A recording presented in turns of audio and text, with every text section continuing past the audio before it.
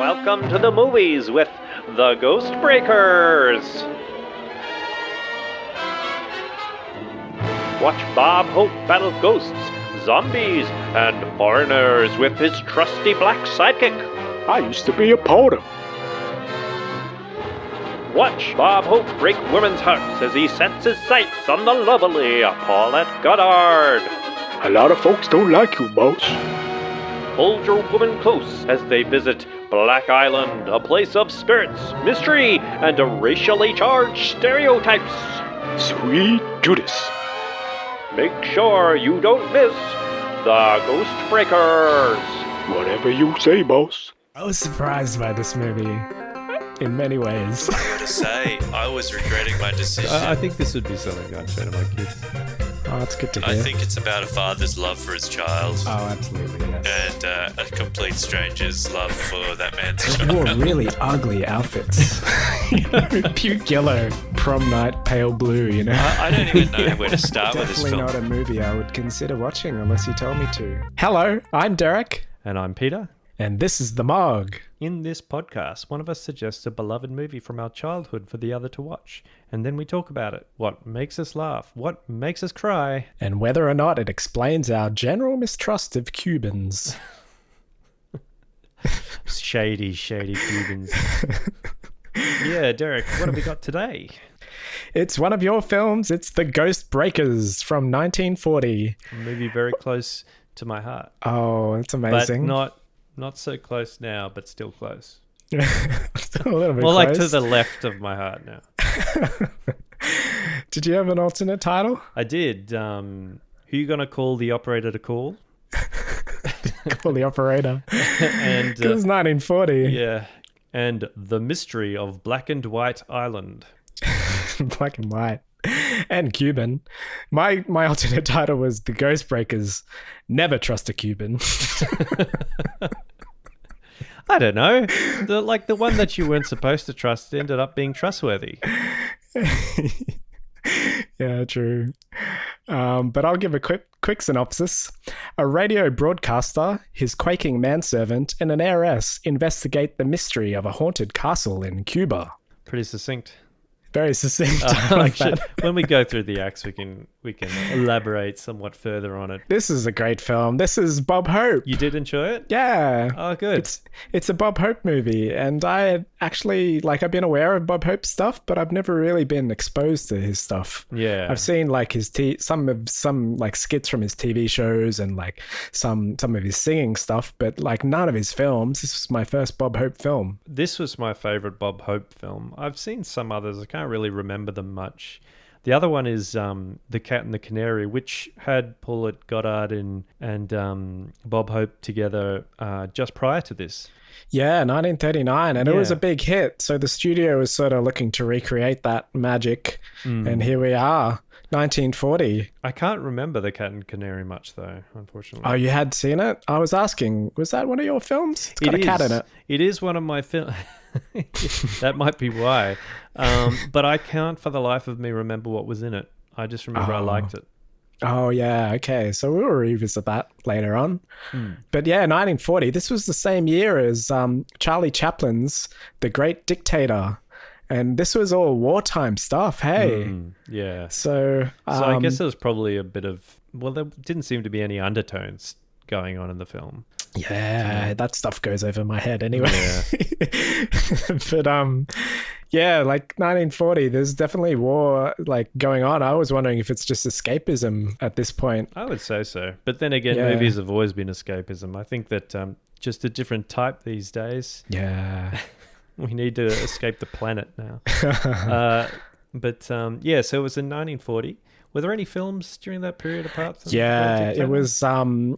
it was actually The Great Dictator, which was really successful. 9 million Brits went and saw that. And, they loved it. But also there was Grapes of Wrath, John Ford, Rebecca, and my favorite actor actually, aside from Harrison Ford, is James Stewart, and he won that Best Actor in Philadelphia Story. Oh, wow. Yeah, it was a big year. Yeah, I didn't realize that. Good old James Stewart. But it's all about Bob Hope with this movie, and he's massive. He is the driving force of the film. Yeah, he's like got this massive career of comedy, like 54 feature films, 80 years of just non-stop doing it. Like, yeah, the Bob Hope Show on NBC from 1952 to 1979.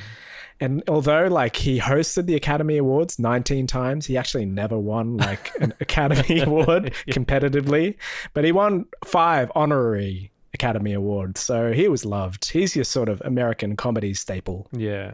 Well, he did have a long and illustrious career in entertainment and philandering. Philanthropy as well. So yeah, very, very well known. I don't know about that side of him. Yeah. Oh, well, there's always a bit of gossip. Apparently he cheated on all his wives and all of that type of stuff. Yeah. Oh, okay. But, that's par for the course, isn't it, for an entertainer in those days? I don't know. All right. All I can think about is Bill Cosby. Sorry? All I can think about is Bill Cosby. And everything seems okay compared to that. Yeah. I don't think that is classed as philandering. I think that's classed as something completely different. Oh, God.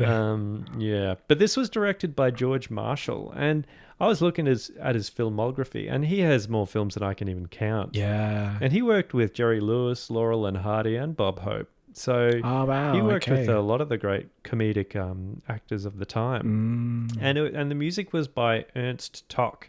Or Toch, I'm not quite sure how to pronounce it. I'm getting it terrible. But he wrote the music, which, seemed pretty par for the course of the time. But he had a very interesting history. He was originally from Vienna and went into exile during World War II. Oh, wow. To Paris, then London, and then New York. And he was a composer writing symphonies and made most of his money through writing music for films and being a lecturer. And writing books. So that's amazing. Yeah, he had a very interesting side history that when I had a look into was quite interesting.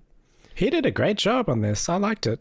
Yeah, it does work for the film. I feel the end music was really nice. It was really lovely. Yeah, it certainly was memorable. It wasn't the stock standard for the time, which is very just continuously dramatic, it seems, or not dramatic at all. Yeah. But funny you mentioned Jerry Lewis, because later on in 1953, they say this was a remake in Scared Stiff. It was with Dean Martin as well. And it was based on a play apparently, and there were 2 silent films made before this. So, and I don't know, the story doesn't strike me as like, it's not groundbreaking in terms of like narrative. Yeah, it really is sort of like those comedy movies that you have now, where you rely on the ad-libbing and the one-liners from the main cast. Yeah, the leading comedic actors. Yeah, really. But this was great because of Bob Hope and Paulette Goddard. Actually, I'd love to see... Who did an amazing job. I'm just thinking I'd love to see this as an Adam Sandler film. To see what it would turn out like. only to hear about, not actually to watch, just to read about. Oh, he's dropped off the planet, hasn't he? I can't remember the last time I saw he's on film. Netflix. He's completely tied up with Netflix, yeah. Oh, what's he doing now? Comedy films. I don't know. I just know they're comedy films on Netflix. I remember seeing that video game film he did. I don't know what it was called. Like it was Pixels, I think it was Pixels. It wasn't too bad. Yeah, I haven't seen it. It had the guy from Game of Thrones, your favorite actor. Oh, Peter Dinklage. Yeah, Peter Dinklage. Yeah. Oh, he's in it. Oh, yeah. That's right. He plays, he's going up head to head with him. That was great. I found it creepy, though, that he teamed up. He just sort of signed on Michelle Montgomery or whatever her name is as his leading sort of lady in that. It was just a bit creepy. Oh, really? I haven't seen it. But there's a significant age difference, and he's still trying to be like, the love interest for all of the things. Yeah, that doesn't work. So anyway, Paulette Goddard, as you were saying, plays Mary Carter in this. Her name was originally Marion Levy, which is a pretty cool name. But yeah, she has received Academy Award nominations. And she was, married to Charlie Chaplin. Yeah. And we were talking about this. You said in secret, but I didn't realize it was in secret. But then again, considering we both found it in different sources, I guess it wasn't Not that secret. not anymore. And yeah, she was friends with Andy Warhol. Oh, as wow. well. Okay. Yeah, she's had a long history. She's quite wealthy, and both her and Bob Hope starred in The Cat and Canary together. Yeah. Previously. Yeah. So, and then we have Willie Best, who plays Alex. He's the and he's the he's porter. the manservant. Yeah, he's the The porter. manservant. And he starred in 124 films. Oh, wow. Really? Yeah, some Holy crazy crap, number. wow. Yeah. So, and he died of cancer at 45 in 1962. So that's a bit sad. But the one bit of the trivia that I had on him was that after a drug arrest, it ended his film career. And Yeah, I just but thought, oh, he still God. got into TV after that, apparently. Oh, a I bit. see. Okay. But yeah, so that's all I could really find on him. But I liked him. I really enjoyed him in this, even though he was playing somewhat of a... He was the straight stereotype. guy, sort of. Yeah. Oh, but also, yeah. Yeah, but I think I thought he was good. I liked him. Yeah, me too. Yeah, so that's basically all I had for this. I didn't have a great deal of background. I Yeah, couldn't me really too. find too much. It's 1940, so Yeah. there's not as much stuff out there. I think there was a war on or something during that period. It was World War... Which one was it again? Yeah. Hopefully the last one. I think it was the sequel. The sequel. Sorry, that's I was bad. going to ask, how has this movie touched you? I loved this. I watched it all the time. It was another one of those tapes where I remember what it was one of those recorded off TV tapes. So we had all of these different labels on our cassette tapes, and some of them had stuff crossed out. Some of it was written in pencil. Some of it was written in pen. I remember this one, I believe, was written in pencil, and it had faded over time from watching it so many times and grabbing it off the shelves. Oh, wow, cool. And this really was a great source of my interest in the supernatural horror films. Yeah. Well, ghosts to start with. I loved, there's a ghost scene in this, and a lot of the time there are movies that have ghosts, but they're not ghosts. There's an explanation for them, and then sometimes there are ghosts that are actually ghosts. And this was a bit of a mix of the two. So I really loved this film for that reason. But also there was a comedy elements to it as well that I really enjoyed. So yeah, this was one of the originators of my interest in supernatural horror films, really. Supernatural. Superstition. It was a supernatural. Wasn't there How a old were game you? or something called that? Oh. I think I was probably pretty young when I watched this. Like 10-ish, sort of. Probably earlier, I reckon. Oh, yeah. So very Yeah. quite young. It's quite, there's like, it's sort of, very confronting when the ghost appears. I was going to ask, like, did that leave any memories? Oh, absolutely. To be honest, I think I was more scared of the zombie than I was of the ghost. But It's awful. Hey, yeah. But I love the ghost. Coming up, I would wait for that moment, and you'd hear the clock chime 12, and then the music, sort of that creepy music, comes in, and you see it suddenly emerge and walk around. I love that. Wow. Yeah. It's great. But I didn't even realize it was midnight. But yeah, now that you mention it, it was ringing. Yeah, it was great. It had a nice blend of comedy and scares, and really, this movie had everything for me. It had dark and stormy nights. It starts off with the dark storm. There's murder, romance, zombies, ghosts, secret entrances and puzzles, and even buried treasure at the end. So it's really compacted in too. It's really tight unit. Yeah, and some of the jokes I never really got until now. Yeah. I never really realized how colorblind I was. Well, it during was those black and white. times. Yeah, that's right. That's what I meant. That is exactly what I meant. So I'm gonna stick to that. Like, I didn't get any of the references I didn't even realize what the references were referencing to. But it was very tongue-in-cheek. And I think this is Bob Hope's style as well. Yeah. From what I was going to ask you, have you seen any of his other stuff? Because I have not. I haven't seen much that I remember. I've seen bits and pieces, but I haven't seen anything that I can sort of bring to mind. So I can't say... It seems watching this with sort of the stuff of the time that there seemed to be sort of a bit of what would you call self-awareness? Would you agree with that? Or I haven't seen much around this time. I'm trying to think of any other well, films I'm that just I've seen. sort of talking more about this movie itself because I think you might have been more attuned to that than I was. No, I definitely felt that he handled it sort of well because like it was handled in a sort of lighter vein. There was stuff that was very tongue in cheek, but he gave it integrity through comedy, if that makes sense. Yeah. Because he's aware of it and he's just saying it as a punchline, you know. Yeah, and it's a joke. Even the you know how you're saying there's a quote you weren't a big fan of. I think, wouldn't it be that even that quote is a self-referential quote? Yeah. No, absolutely. It's all done with awareness in this. It's not done in a derogatory manner. But whether or not that sort of makes it any more comfortable, I don't know. I don't know. Yeah, exactly. I mean, yeah. But I still. It's like watching these black comedies nowadays where they're crossing these similar lines. That would have been what it was like back in the 40s. Yeah. Like it's crossing all of these lines and you feel pretty uncomfortable. You do. You don't know how to react to it, do you? Because you watch it now. It's funny because it's delivered so well. Yeah. But you're aware of the time, but I'm not deeply knowledgeable about this stuff. So I don't know how. I must admit I don't know, being older, how to take some of that comedy and some of the references that are going on during the movie. But I know that when I was a kid, I would have just laughed, not thinking about any of that stuff.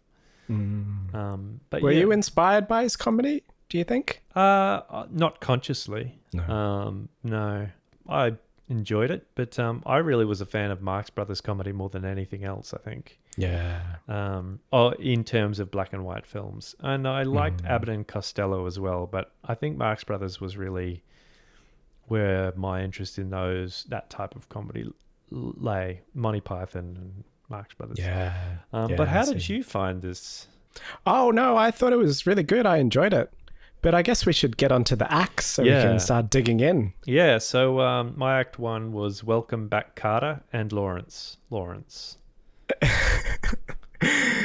Welcome Back Cotter, is that the thing? That's the reference. Carter, as in Mary Carter. But the TV show Cotter, right? Yeah, it was. Welcome back. Let's bring it out. Let's really completely destroy any humor that would have been associated with that. As much as I delivered it perfectly, it's just so random that I find it funny.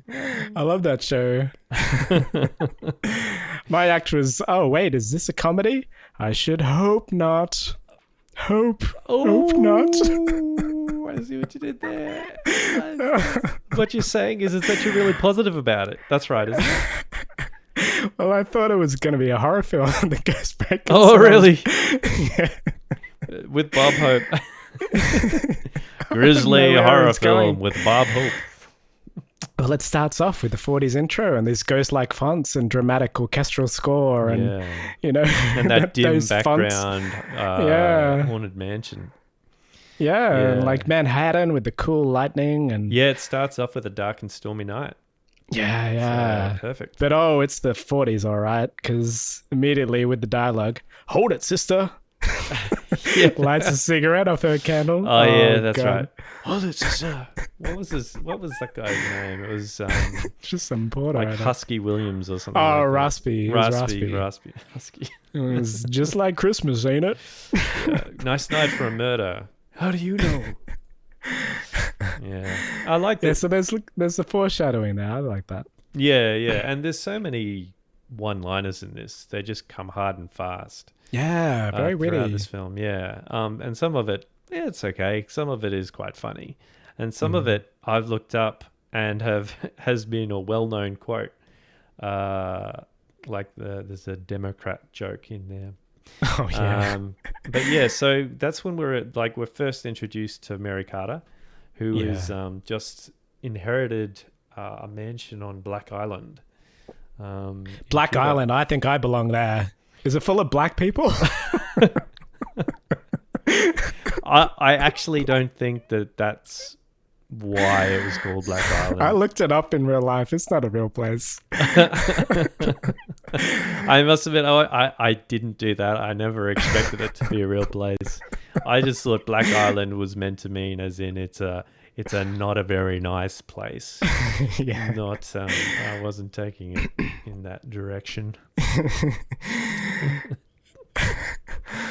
But yeah, so she's inherited this very mysterious castle, and this is when they introduce the themes of superstition and supernatural. And she's getting phone calls where there's mystery about it, and people are offering to buy the mansion and warning her against actually going there. It's dangerous, and there's a lot of foreshadowing of danger about this place. Yeah, it's very dramatic. I liked all that. But the morals that I drew Black away... Island wasn't enough. Yeah, Black Island. But the morals I drew away was, really just never trust a Cuban. Those Cubans, you can't trust them.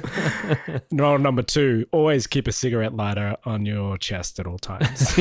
Did you see that thing? No. What was that thing around her neck? It was like a cigarette lighter. Oh, did she have a cigarette lighter around her neck? I don't know what that was. But... I just figured jewelry. Yeah, jewelry. But we're sort of simultaneously introduced to Bob Hope's character, Lawrence. Yeah, that's right. So that's his name, Lawrence. And his porter, Alex. Alex, yep. Because there's a black And of course he's a porter because he's black. Yeah. And I liked his line though, "Speak up, I can't hear you in the dark." At that point, it hadn't fully clicked for me. Like, I was watching it pretty late last night. Yeah. It hadn't clicked on me that it wasn't horror. But right. So when the jokes start coming in, you're not sure whether to take them as jokes. No, I laughed at that. He said, "Speak up, I can't hear you in the dark," over the intercom. And then the guy's like raspy voice, and his name is Raspy. Yeah. Gets introduced as Raspy. That's right. And they go, "Oh, it's a comedy." And he goes, "You don't mind, do you?" He's like, Raspy's grabbed a handful of his cigarettes, and Bob Hope goes, "Oh, you don't mind, do you?" Takes one of his cigarettes back. And it's like, oh, yes, this is going to be a great comedy. Do you know what? I didn't get any of those jokes. Oh, no? I didn't even notice any of them. Oh, because you've seen it so many times? I've seen it so many times that a lot of the jokes that are jokes that you would get as jokes, I don't get. Like that, I can't hear you in the dark, straight over my head. Oh, really? Nice. Yeah, all of that stuff. Just there are bits I got, but a lot of it was just straight over my head. And like he goes to Raspy when he's like, he's not shouting, he goes, "Shh, don't shout." Yeah, that's right. It's Raspy. As a little kid, I was like, yeah, he's talking too loud. I didn't even get it. Match, blowtorch. It's like so fast. Yeah. Yeah, absolutely. And he goes, "You're like a blackout in a blackout." Oh my God. Yeah, I know. And this is when it comes, man. This is when it starts. And I may have just written down all of these punchlines in reaction to, like, I don't know how to react. So I'll just regurgitate the punchline. I have been waiting to get your views on this stuff. I don't know how to react. It's funny. Yeah. A blackout in a blackout. It's very clever, but it's still kind of like, oh. Yeah. Oh. Yeah. And I paused to take notes, like, I'm just scribbling stuff down. And I paused just before the paint white comment. I didn't even write that down. We should paint you white. Yeah. Oh. If this keeps up, I'm going to have to paint you white. Oh, God. Yeah. Yeah. So I don't know when it crosses the line. There is a line there somewhere. That's it, isn't it? It's just like, I don't know how to take that. We'll just keep going. And it doesn't get better because at this point, Mary Carter's just getting undressed. She's just whips off her clothes. Oh yeah. But did you notice that's how to connect the dots between him and her, is that she's listening to him on the radio as she's getting changed. Okay, it's subliminal. Gotcha. Yeah, I think because he's doing his coffee ad.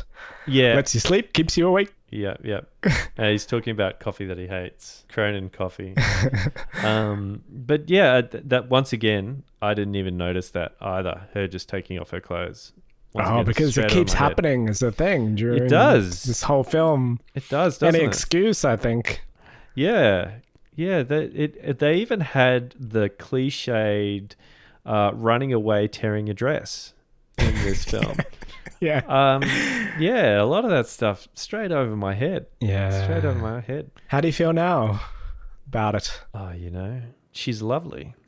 I thought she was amazing. I really, really liked her. Yeah, I thought so too. I thought she was great. I thought that her and him worked really well together. So well. Because it wasn't they were working off each other instead of against each other. Often, I would think, when I think about a lot of comedies, you've got, when you have a male and female, often the dynamic is more of a conflict than it is of a partnership. Whereas in this, even when they're first introduced and there is that level of conflict, it doesn't last for very long, and she's trying to help him, and there seems to be more of them working off each other than there is any type of conflict between the two, which I thought was really positive in a way. Oh, absolutely. Yeah, I love that about this too. What's an example of a conflict film where you've seen that? All right, Ghostbusters. The relation Sigourney Weaver in a relationship with Bill Murray starts out in conflict. She thinks he's an idiot. Yeah. Maybe that's a Bill Murray thing, though, because Bill Murray in Groundhog Day is the same sort of douchebag character. Yeah, that's true. All right, we'll pick a non-Bill Murray comedy film. Adam Sandler. Pixels. Is that... Yeah.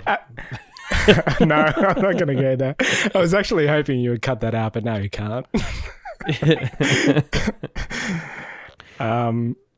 Terminator. That's a good comedy. Groundhog Day is one of my favorites, really. Yeah, but that is an example. There's something about Mary. Maybe that's an example. That's an interesting example. Blazing Saddles. There isn't really a relationship in that. Spaceballs. There isn't really. Oh, yep. Well, there you go. That's conflict. Starts off conflict. So I had Lawrence.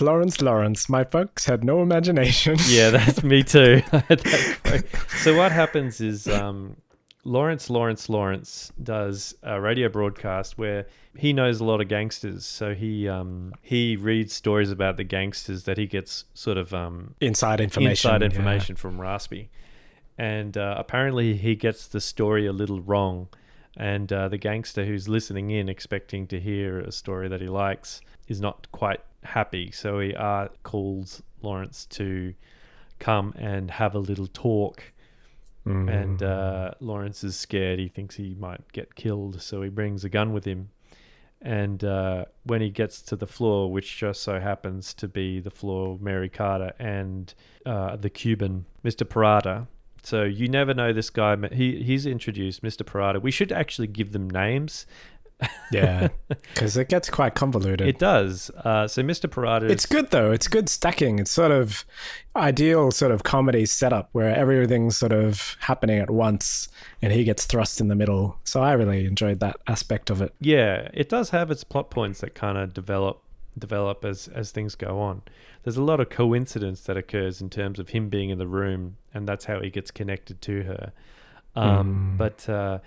Yeah, so Mr. Parada is in his room and some mysterious guy walks up to the door. Lawrence is just walks past that guy, and that guy in the hall says, "So you thought you were going to get away with it?" And he gets his gun out, and Mr. Parada gets his gun out and shoots him first, which makes Lawrence pull out his gun and shoot into the air and he thinks he's actually hit the guy instead of Mr. Parada. So he thinks he's a killer, and a lady walks out of the room and sees him with a gun and the guy falling down dead.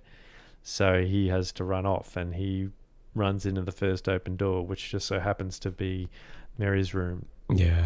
And that's when, at first, there's that little bit of tension where he's holding a gun to her and explains what's happened, that the guy was shooting at him, so he shot and killed the guy. And the police turn up, and she hides him because, he says, someday you may have a little boy that will grow up and commit an innocent murder. Yeah. Pretty good line. So she hides him in her room. Police turn up, and she doesn't realize that it is actually hidden in her luggage. Yeah. So while she is trying to keep the police looking in the right direction, a porter comes along and takes the luggage. Yeah, so she doesn't realize what's happened until later. Yeah. And Alex shows up looking for his boss, and that's when we realize what's happened, and we cut to the pier. Yeah, I had one line just before that where the paramedics come in. He's the most lax paramedics ever. He's going, "Hi, Lieutenant. Is he dead?" Yeah, you tell me. You tell me. And they're down there for a while, while he's having just sort of stroll in. Yeah, they're having a chat. The policeman's having a chat with the lady who's telling him the story, and it takes like a good 2 minutes, and then the medical guy stands up and goes, "The guy's dead." That's it. I don't know how long it takes to check a pulse, but they must have been pretty thorough. Yeah. I'm sure that was intended. I thought it was very funny. Yeah. Well, I didn't see that as funny. I saw that as the straight part of the film. Oh, okay. Yeah. So, yeah. But I think that, to me, that's the first act, really. Yeah. Where all the characters are introduced, or at least all the main characters, and then there's a lot of side characters that kind of pop in as things go along. Well, it sort of carries on until they're on the pier, and like once he's on the boat, I guess that's when there's no turning back. Yeah. And it's got Alex going, "Hey boss, hey boss." Yeah, so he's knocking on all the trunks looking for Lawrence. Hey and boss. That's I'm gonna start calling you boss. yeah. Well okay. Boss, yes, boss. Yes, sir. Okay. Whatever you say, boss. Are you my old family detainer? Yeah. So anyway, this is where I called it Act 2. So I've been around for trunks for 20 years now. Oh, okay. Or there seems to be a lot of people going to Cuba. I just said, don't get your hopes up yet. Am I to expect Act 3 to contain a hope reference? Are you hoping for the best? I didn't have a lot of prep time. But so that's where Alex is knocking on the thing, and finally he finds him hidden in the trunk. I just thought it stacked up really well because he's dragged off onto this boat against his will. She gets another mysterious note: "Death awaits you." So yeah, it's stacking the comedy, and this is my sort of the cues for good comedy for me. Sort of he's taken against his will onto this boat. There's no turning back, and there's another note from this mysterious person: Yeah. "Death awaits you." Yeah, and that's great. I do remember the clip where the luggage hits the side of the boat and he almost falls out of it, which I thought was great. Yeah. But yeah, so she keeps getting death threats. Yeah. And Parada follows her. Yeah, that's right. He turns up on the boat as well, and that's how Lawrence hears about a phone call that was occurring between her and Parada. So suspicion is abounding. He finally gets out of the trunk and... But yeah, he sees her the note at that point, "The death awaits you," and he steps up to save Mrs. Carter. I thought that was good. Miss Carter. And he goes down and sees them, and he goes, "I'm a ghost breaker." That's right. gold. Yep. And so he basically gets on board to make sure that she's okay. But before that, he realizes that he wasn't the person who actually he didn't actually kill the guy because his gun was a different caliber. Yeah, that's true. Because they see it in the paper. So he still has the option to leave the boat, but once he realizes she's in trouble, he decides to tag along to make sure that she's okay. Well, he steps up and goes for it. And one thing I noted here was there's a lot of comedy about the lack of comedy. Earlier on, there was a receptionist line, "Oh, you were wonderful, if you're any judge." Yeah. And then he's on the phone and he goes, "I'll think of something." He doesn't have a line to like a witty repertoire. Oh, right. Or whatever the word is. Do you know what? That's another one that I never got. But then there's this silence between Mr. Parada and him, and he goes, "A good laugh would be worth a lot of money at this point."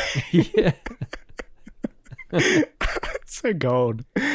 But I Sort thought, of breaking that fourth wall a little bit. yeah, I thought whenever I heard that, I thought it was referring to how serious the conversation had gotten. Oh, okay, yeah. Because the sound of the horn blowing, I don't know, it's almost like they use it to bring tension. Yeah. When that horn blows, and he's talking about all the slaves that were murdered on the island and the darkness of the island and all of that type of stuff. So there's a lot of reference to the darkness and evil on that island, and that's when that line pops in. And then once again, it's another one of those lines that I took in a completely different way, because a lot of the jokes I'm taking as plot point items rather than as jokes, it seems, because of how much I've watched it. I don't even think of them as funny. Did you watch this with your bro as well? Yeah, I think, though, I preferred watching this a lot more than he did. So this is one I like to watch a lot on my own as well. Oh, yeah.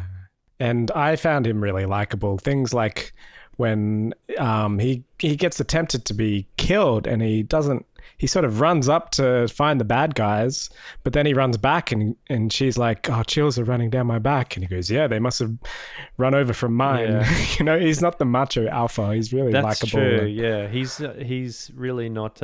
He's running to the rescue, but he's not playing this alpha male. Nothing gets to me. Yeah. I like how when she's getting stressed, he tries to play up, turns the music on, and this is where I was referring to how they work off each other, because like he turns the radio on and pretends to be at a dance, and she plays along with him, and they work off each other instead of her saying, "What are you doing? You're being silly." Do you know what I mean? Yeah, absolutely. That was one of my favorite bits of the film. He sort of starts with saying, "We'll start with an old fashioned and bring it up to date." Yeah. That's the drink. But she was so great. The dance scene, it's just pure fiction. He creates this world, he's at the vice president's ball, that's right. And they have this little recurring thing, keep dancing. Yeah, keep dancing. They sort of swap. I thought that was amazing, because she just goes with it. It's not like, it's completely purely fiction, but she actually runs with it. Yeah, and she gives him a backstory and he gives her a backstory, and they work off each other. And so great. Yeah. I love that. While they managed to keep the humor, they also managed to keep, I guess, the tension in a way, because once the horn blows again, she kind of cracks at that point. Yeah. So there is an emotion there, and you can see that a connection is being established between the two. I would say this is probably one of the most natural sort of, you'll watch a lot of relationship movies and they do start with that tension just to show that over time that tension breaks down and they get together. Whereas in this, they sort of work off each other and you can see it more naturally, the relationship develops. Yeah, it was amazing. I hadn't really seen it in this way before. Just the way it sort of evolved in just one scene. It was very nice. Yeah. And at this point, Alex finds a way out and Lawrence agrees, and you can see her disappointment in her face. Yeah. But she still says goodbye to them, and like she's, he's about to leave, but then he changes. It's not subtle. He goes, "What am I doing?" Yeah, it's not subtle. But it has the same effect. It sort of brings you on board with the characters, because he is sticking around for her. Yeah. And he also, like, once again, not playing the alpha male, he tries to almost ask her out as he's leaving. Yeah. It was very cute. And he tries to say something nice, and then he kind of gives up halfway through because it's not working. But then she refers to it later when she calls him up on the phone because she thinks someone's outside the room. Yeah, the dialogue was amazing in this. Yeah. So yeah, I really like the dynamic there. Yeah, and I like it. What happens is she's lying in bed and she sees a shadow across her window and she gets scared and calls him up. He goes, "That's just Alex. We tossed a coin for the night shift and I lost." That was nice, yeah. He always sees the darkest side of everything. Yeah. He was born during an eclipse. Yeah, that's right. Yeah. But then there was that line. I guess they finally reached Cuba, and there's this guy Jeff, who's sort of mysteriously, shows up. And he's like the dashing man. Yeah. He's like full of confidence and well-spoken, and he really tries to come onto her quite strong. Yeah. In a lot of ways. Like he's saying a lot of compliments that are quite overt. Yeah. For the time, I reckon, anyway. And but zombies are brought up, and that surprised me a little bit. But there was that. Yeah, they talk about voodoo. The voodoo and zombies, and that came out of nowhere. But there's the classic lead up to the joke. Yeah. It has no will of its own, walking around blindly with dead eyes, following orders, not knowing what they do, not caring. You mean like Democrats? Oh man. Yeah. And you can see that line anywhere you go. If you just search Bob Hope one-liners, that'll pop up as one of the first. It's that setup. Yeah. So that's when so this guy Jeff Montgomery invites them to go dancing. And she goes with Jeff. He's invited, but he doesn't actually come. So instead of doing the I'm going to stick with her and try to make sure that we hook up, he goes off to the island first to make sure that that everything is safe. It's very admirable. And during that time, Jeff is basically saying everything he can to ask her to dance and all of that. It's very smooth, but it's very smarmy, sort of. Yeah. Greasy. He's got the moustache. Really works. But then we find the twin of the guy that got killed. I don't know his name. Francisco Medeiros. Medeiros, that's it. Okay, so Ramon Medeiros was the guy that got killed by Parada, and Francisco is his brother, and he doesn't know what's happened or why he was killed, and he's demanding from her to know what she knows. And the thing that never really, I thought it was going to be resolved at one point. There was this fat guy that she kept bumping into. Who is he in all of this? I actually don't think I think it was a red herring. Oh, it was. Okay. I think it was just Francisco just knows this guy, and unless there was something, but it's never quite clear that it was actually him. Actually, now I know what it is. What it is he's being set up as the guy who they think is the bad guy, because you find out later that he's not the bad guy. Remember how he dropped the bucket? Someone dropped the bucket to kill Bob Hope. And then you see him in the fog. And then he runs into him in the fog. So you think, it must have been this guy. Yeah. And then he knows Francisco because he comes along while they're having an argument. So Francisco's having an argument with her. This guy. And he comes in and says, "Oh, you have to meet Dolores. She's wonderful." You know Dolores. She knows all the boats. I liked after the scene ends and Mary runs off and it cuts back to the fat guy and Francisco. Is that his name? Yeah. And there actually was a Dolores. There was a Dolores. They're just sitting there. And that's right. And Francisco sees that what happens is Jeff goes off to get a drink, I think. And while he's away, she runs off to go to the island as well. And Francisco sees that and stands up and follows. And Dolores goes to follow as well. And the fat guy just goes, "Nah, stay here." I love the fact that there was a Dolores. They were all just sitting there waiting, looking over. and to me, that is when it all shifts to the island. Act 3. So what did you have for Act 3? I had hope against all hope. I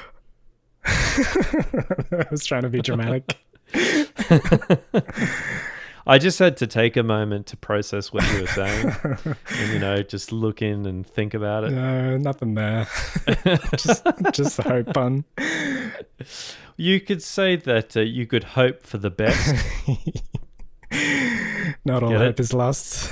Get it? Bob Hope and Willie Best. Oh, for the best. That's his Yeah. name. Yeah, nice. That went over my head too. Well, it's funny because my Act 3 was waiting for Goddard. Oh, nice. Paulette Goddard. So there you go. I didn't do the hope. I did Nice. I did one that was even more obscure. And you see them later on the rowboat, and as they're approaching the island, it's very creepy. Yeah, and the spookiness begins. Yeah, Black Island, so creepy. I actually had to stop the movie at this point because I was watching it last night before bed, and it was so scary, man. Oh, really? Yeah. You found it scary? I found it, yeah. You see the guess- zombie? It was really freaky looking. Yeah, so what happens is they get to the island and they get off their boat. And when we say boat, it's like a little rowboat. And we should say that throughout the whole thing, Alex is a very nervous manservant, Yeah. which is why he always sees the darker side of things. He was born during an eclipse because he's fearful and afraid the whole way through. So, but he still follows along the whole time. Yeah, he's so loyal. Yep, loyal, and actually ends up being an MVP in the end. But yeah, so once they arrive, they see a little shack and a light coming through, and they look in, and from there you can see just lying on a bed, looking like a dead body, the zombie. So creepy looking. So that's the point where I stopped and I restarted this morning in the light of day. So I used to love the spooky home and then the actual mansion itself. Oh yeah, it looked incredible. Yeah, really, really creepy. And there were bats. Yeah, Which is nice. You could see Wonderful the wires. fake bats. Yeah. That was probably the worst effect of the movie. But the music was really added to this, the creepiness of that mansion. Yeah, yeah. And it felt very Scooby-Doo. It just reminded me of It did, Scooby-Doo. didn't it? Yeah. It did. Really Scooby-Doo. And I like Alex because he's the sort of straight guy. He validates the comedy of Bob Hope. Like, without Alex there, Bob Hope would just be so sort of just, there's nothing, he's just doing his thing, but he needs Alex there to sort of work off. to witness that. Yeah, but they work off each other in terms of jokes as well, because even though Alex is portrayed as a very nervous manservant, so is Bob Hope as well. He's talking about how nervous and scared he is. Alex goes, "What do you hope to get out of it?" And he goes, I had "Huff." that line. But that was a little bit later because you see the ghost at that point before that. Yeah, that's right. And it looked creepy, man. Yeah, that was great. So what happens is they walk in and they see this big picture on the wall, and it's actually a picture of Miss Carter, but it's actually her great-great-grandmother. And they go walking around exploring stuff. And Alex is downstairs and Bob Hope's upstairs looking down, and they hear the clock strike 12. And that's when the music plays. And I really thought that the ghost, that beginning bit where it kind of is amorphous, it's not clear what it is, and then it sort of takes form into an actual person. Yeah, wow. It was good. So good. This is 1940. Yeah. They did an amazing job on that. Yeah. And then once it sort of goes back into its box, Bob Hope thinks it's fake and runs down and opens it up, and there's a skeleton in there, and there's no strings attached. Yeah. So, but even seeing that skeleton, that would have been like very confronting for a child. Yeah, it was scary, but a good scary. Yeah. I liked it. I loved all of that. Like they had coffins with mummified remains in them, and yeah, it was just awesome. I wanted to explore that mansion so badly. Really? Wow. Yeah, when I was young. I wanted to see more of the mansion. Because there's a few set pieces in there. There's like the big entryway, there's an upstairs bedroom, and there's like these sort of crypt-like places. And it's like a dungeon, really, because there were chains. Yeah. Oh, and then there's a dungeon even further down, which is dungeon and mines. So you weren't really afraid? It was more of like curious.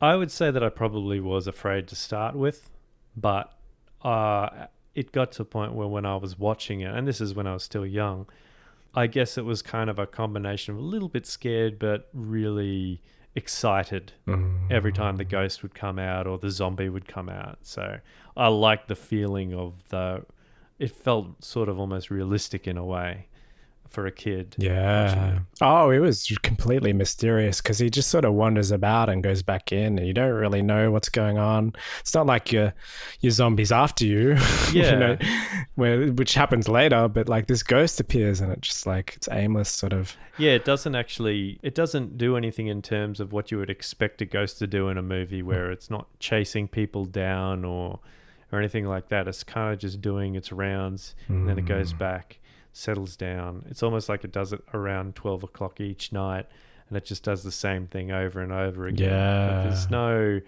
the ghost isn't there just when they're occurring. It's sort of like must always happen at that time. And they just so happen to see it. And that's when the line happens because, Alex is very, very keen to get out of there. Yeah. And he goes, what are you going to get out of it by staying here? Heart failure. And they hear these creaky noises, and that's when they break the fourth wall again. We'll find that noise and oil it. Yeah, that's right. That's right. Sort of challenging the tropes of the horror genre. And I didn't realize it, but that's what that foghorn was as well before. They're sort of challenging all of these things that make horror. Yeah. And switching it around to make it into comedy. Yeah, or at least trying to add a comedy. I don't think that they undermine it. No, just challenging but they do call it out. Yeah, calling it out. And also, what's undermining is that she swims in. Yeah, she does. Any excuse to have her half dressed, I feel. Yeah, so she turns up in a swimsuit because apparently no one's going to, drop her off on the island. I can't imagine anything more terrifying in this world than swimming in that water in the dark alone. Just like onto this creepy island. Yeah. I think that they mentioned at some point, didn't you know about the sharks? Yeah, he did, yeah. So she turns up and she's got a little bag that has a dress in it. Yeah. Which doesn't stick around for very long. Because the zombie appears. So there's an old caretaker lady who wakes the zombie up and the zombie goes off into the mansion. And that's when he appears. And she gives a War of the Worlds scream, but I like hers better. It was just like a little yelp.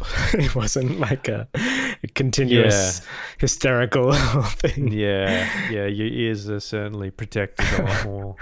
But the dress tears at this point, and I'm like, yeah, that's right. She runs up the stairs, and the dress gets caught on the stairs. Oh my God. I never realized how cliched that was either. But there is a reason for it, strangely enough, which is that it forces her to get changed into... She finds the dress that's in the portrait. So she ends up dressing up just like the person in the portrait. But, it didn't really have to tear for that to happen. Oh, yes it did. Sure it did. And that's when Alex says his famous line, "It ain't fried chicken." Yeah, that's right. That's right. I'm glad you said that, not me. But so Alex and Lawrence and the zombie duke it out, which is pretty great. Well, he goes, "What do you like? I think it was related to a smell when they said that line." Oh, that's right. It? Yeah, when the zombie was there. And so they're looking around, and one of the knights, like the suit of armor, comes to life, and it just so happened that's what the zombie's in. Yeah. And he's about to kill Bob Hope with a mace, and that's when he sees the spectre of the great-great-grandmother coming down the stairs, which is actually her dressed up. Yeah. and he goes straight for her, and that's when they stop him and trap him in a closet. Well, it also locks Alex in with the zombie. I Yeah, thought that was that's right. gold. And he goes, "Wait now!" So gold. The physical comedy's there as well as the wordplay. Yeah. And he always says, "You stay here." He kept saying this throughout the whole film. "You stay here." Give a witty reason, you know, and if you see something, you know, but you have to stay here. And finally, it's with Mary at the end. "Out here alone? Oh no." She goes with him. And Alex comes back to the closet. "Is you there, zombie? Is you still there?" And he's like, "Rrr." I think he called him Zom. Maybe, yeah. But yeah. And that's when they go down to the crypts and discover the secret, which is, well, they discover Parada's He's been died. murdered. Yeah, he dies, and he gives them a clue. And they do the open eye death. Oh, as well. does it open eye? Oh, very Last Starfighter. Yeah. And yeah, but before he dies, he gives them A clue about the marching men, which turn out to be the musical notes. And then she can play it, but these notes, they don't look anything like what she played. It was very discordant what she was playing. Yeah, I must admit, I had no idea what the joining of those two.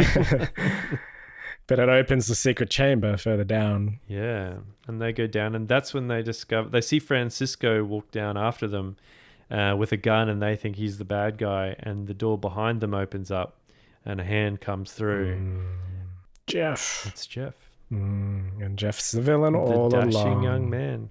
Never trust a man with a mustache unless it's Poirot. And here I was thinking it was the Cubans. That's right. You bigots. Racist.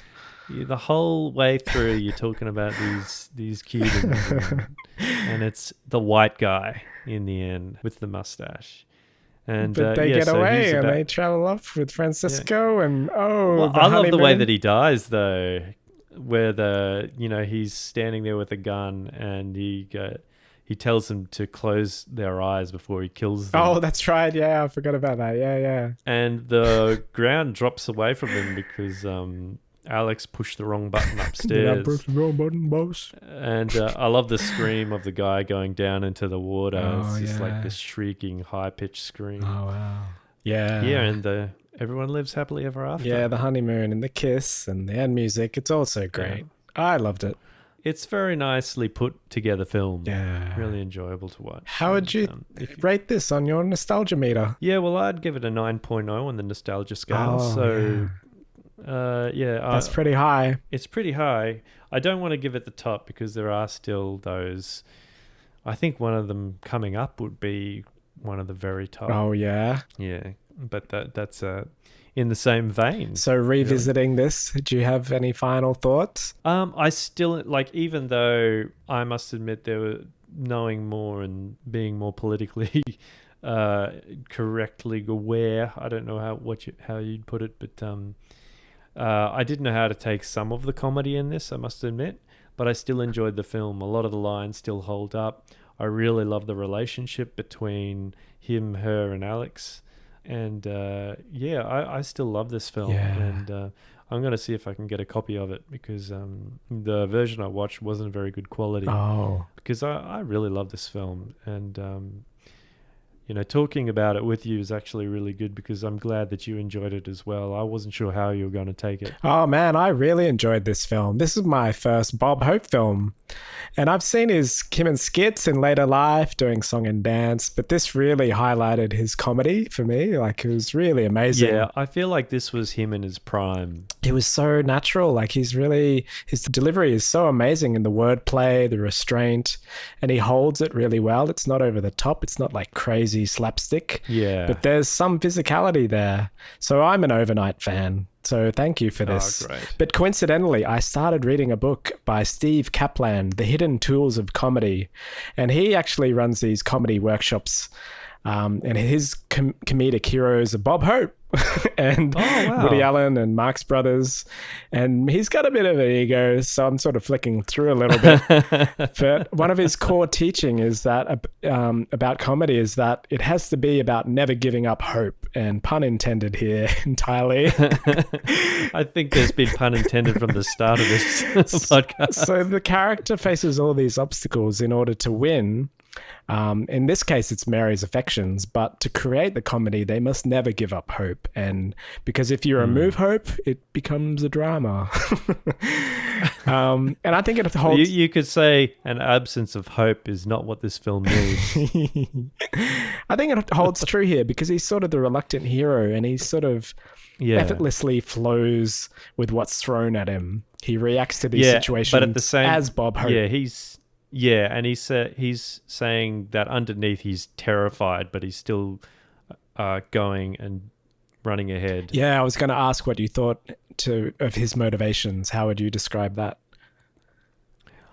I would say, chivalrous, really, because he's put in situations where he could, like for instance, when they're asked to go out to dinner together, all of them. There's an option for him to go along, and you can tell that this guy is kind of putting himself forward towards Miss Carter. So I think that if he wasn't chivalrous, he would have just gone along at that stage with them. Yeah.